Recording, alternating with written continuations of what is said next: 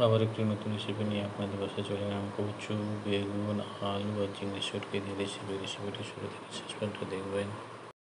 গরম হয়ে গেছে, দিচ্ছি পেঁয়াজ কুচি, লাল হয়ে গেছে, দিচ্ছি আদা রসুন বাটা, ভালো করে আদা রসুন বাটাটা ভাজবেন।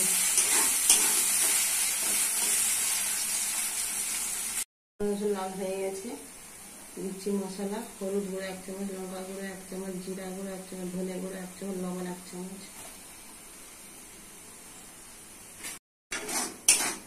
মশলা ভালো করে কষে নিতে হবে। মশলা কষা হয়ে গেছে, চিংড়ি শুটকি মশলার সাথে চিংড়ি শুটকি ভালো করে কষে নিতে হবে। শুটকি মশলা চিংড়ি কষা হয়ে গেছে, কুচিয়ে রাখা ভালো করে কষিয়ে দিতে হবে। কষে কষে রান্না করে দিতে হবে, ভালো করে কষিয়ে দিতে হবে।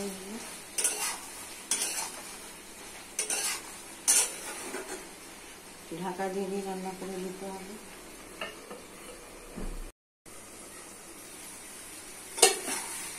আলু কুচি, বেগুন সিদ্ধ হয়ে গেছে,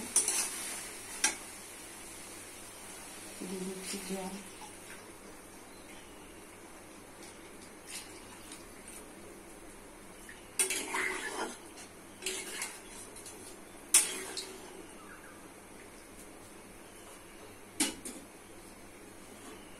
হয়ে গেলে নাম করে দেখাচ্ছি।